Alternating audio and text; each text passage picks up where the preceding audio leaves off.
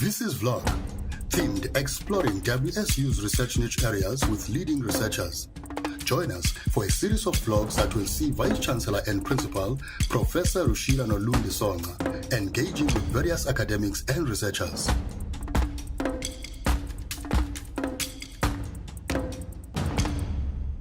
Good day, Dr. Hosu. Good day, VC. Before we start, can you kindly introduce yourself, your research niche area, and colleagues in your team? My name is Hosu. I'm the leader of small-scale agribusiness and rural non-farm enterprises. I'm very lucky to work with some very good and talented researchers. I have a professor in the financial sciences, and that's Professor Akonde. And I also work with Dr. Seve. Is a food security expert. Also, the woman in our midst, Dr. Kabiti, also a livelihood expert. And also, we have Dr. Gareth Rai, who is development economics and macroeconomics too. Just this year, and as we expected, we added one very person who is an expert in ICT, because we're very interested in bringing ICT into agriculture, which is the aim thing of this generation. Thank you very much. Very briefly, can you please explain or just tell us about the scope of the work and the nature of the work that you are doing? Broadly, we work in four sub-sector or four sub-niche area that we cover. Number one, we do research, and that we do research that produce knowledge to inform good policies. Then number two, we also interact with government agencies and those also in private sector that has to do with rural livelihood, agriculture and non-agricultural system too. Then, very importantly, we also, after the third one is that we look at both our interaction, we develop some short learning program or find something to help having interacted with those people that have impact on rural livelihood. And then the fourth one is that we try to activate the knowledge or try to generate knowledge that can activate other rural industry in Eastern Cape and also in South Africa as a whole. Given the work that you are doing, what do you think is your competitive edge that sets you apart? Yes, what sets us apart is the number one, we work among people. We work among people who are farmers, and we see them day to day, and not only farmers. We are located in the place that we see the people we work with, so it's their livelihood. And most of us students also live among them. Then number two is that we have the set of researchers that have passion to impart and to improve the people that they live with, or they see their life and they actually want to make impact. So that cuts out across. We're not dealing with people that we don't know. We're not dealing with people that we don't see. We see farmer, we see how he's able to make any living at all out of what he's doing. We see how a farmer wants to improve his life and the life of his children. So that gives all our people, the people we work with, that we are not just terrorizing. We look at the people and then we interact with them so that we can be able to make impact in that. That's the cutting edges that we have. You seem to be focused on agriculture. Would you say that your research is interdisciplinary in nature? Agriculture is so broad that every discipline can cut its own stake there. For example, anybody who is working on farm agricultural engineering, those that can develop anything that can help our farmers. I introduced somebody that we just, who is an ICT guy.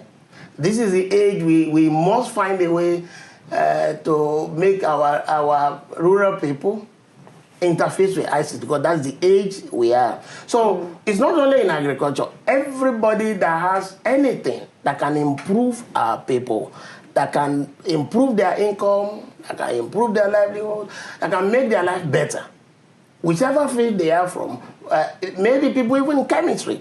For example, if they have found a way to find a kind of indigenous tree that we can use to kind of have an organic insecticide. So everybody can do research with us because we touch people. It's what people do that matters to our niche. What are the highlights of your achievements in the research group that you'd want to share with us? Okay, thank you, VC. Though we started when it was COVID was with us and was facing on, we've done some research, and we have also interacted with some government agencies, and some organizations that deal with farmers.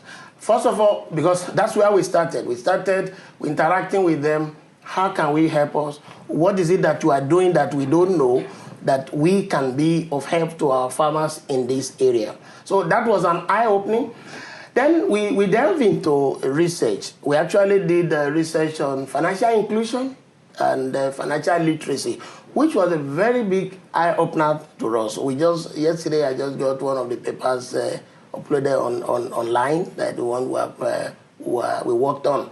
So we looked at what actually, after interacting with these other people, the government and the National Agricultural Marketing Commission, we feel that farmers need to know how to carry on with their business. But we don't just want to jump on that. We want to find out what is it.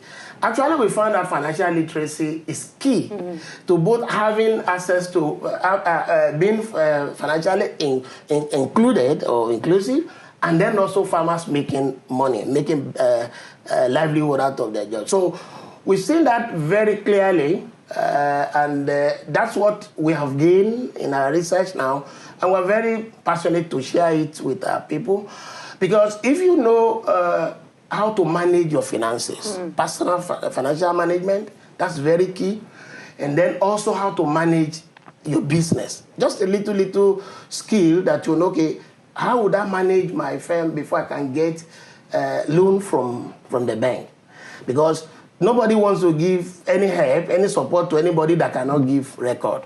And then how to invest, how to save. So those things we see clearly in our research that is worth sharing, and we're actually developing something that is interesting so that it can be benefit to, it can benefit our people. Are there any plans, perhaps, given what you've just said, are there any plans maybe to think of or developing a short learning program? Yes, thank you so much for that, VC. Very clearly, because we said, the point 3 I said was that after interaction, research and interaction, we'll have to find a way to help people. So we are developing, I think at the advanced stage, a short learning program on financial literacy. That will come up very soon and invest. And then we're also thinking about a short course on farm management.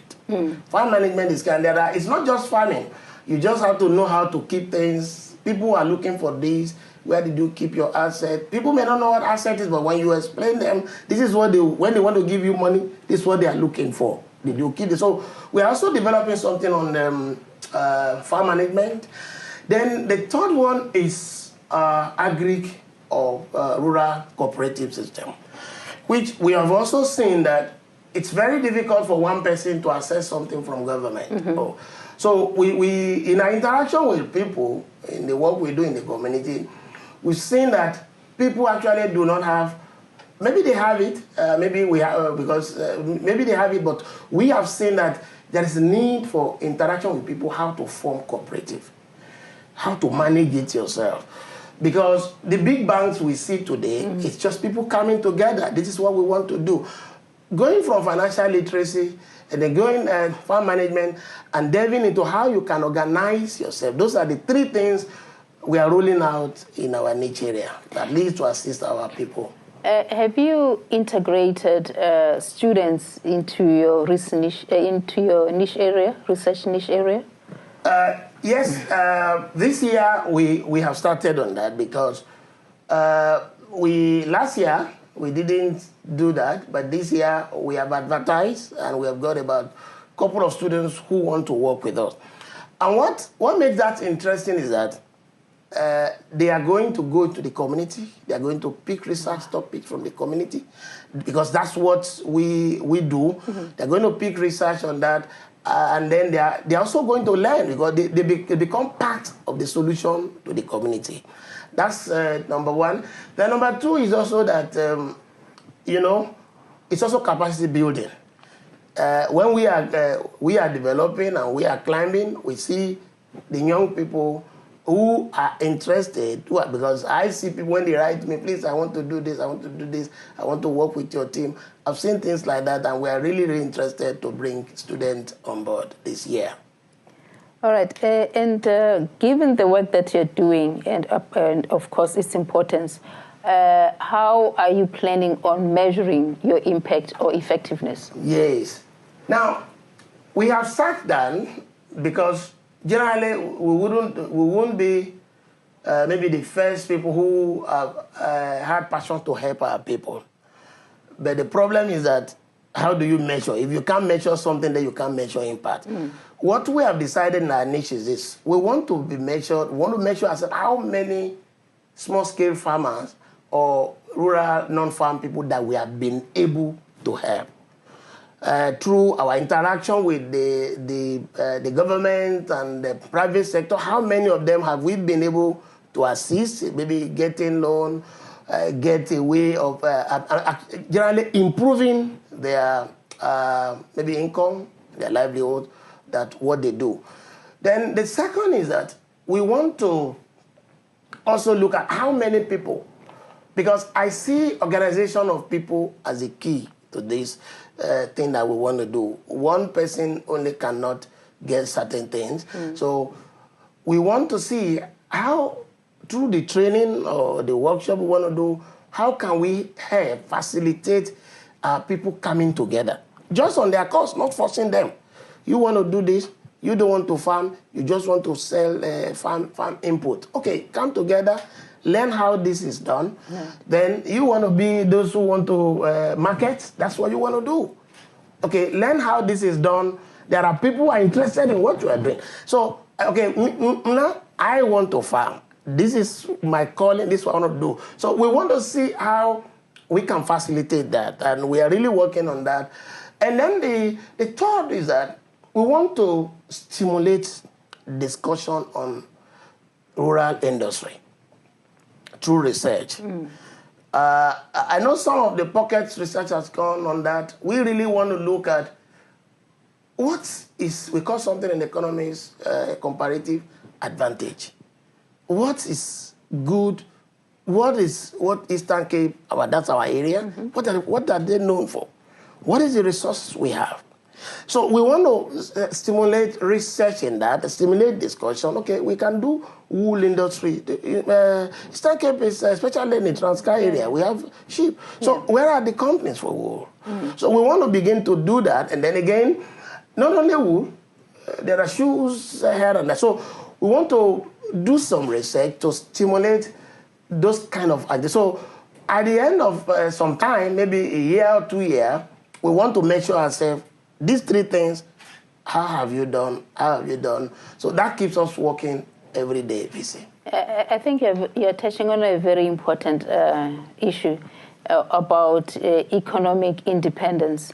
And some of those things that you have mentioned, like wool and converting that into more hair and all that, I think it will go a long way in helping the youth, especially those that are not employed. Now, having said that, as we close on this conversation, how can a person who's watching get hold of you, or at least somebody in who's part of the niche area? Okay. We are doing something there because I just told us that we have a member who is an ICT person. I've asked him to create something for us, so that a portal for us, and then an email that anybody who send any email to that can reach us. Right. So whether it's me or anybody, so we are working on that. But I can also give my my email, yhosu@wsu.ac.za. Yeah, you know, .com is important. So I can be reached on that. But what we have done, because is that to create a kind of communication desk in our niche. And those people are going to be forceful. When I say forceful, they're going to be engaging every quarterly. So people will see us. Don't be surprised when you see us in the news, that somebody is interviewing us, that we're writing something in the newspaper, that so that we can know what we are doing. But I can be reached, and all the colleagues also can be reached with their emails. That would be excellent if you could see you out there engaging, you know, and people being able to communicate to you and reach you. And because it will also be a nice way of ensuring that the niche area is impactful and people are aware of it, and therefore, by extension, your programs will also thrive and be sustainable.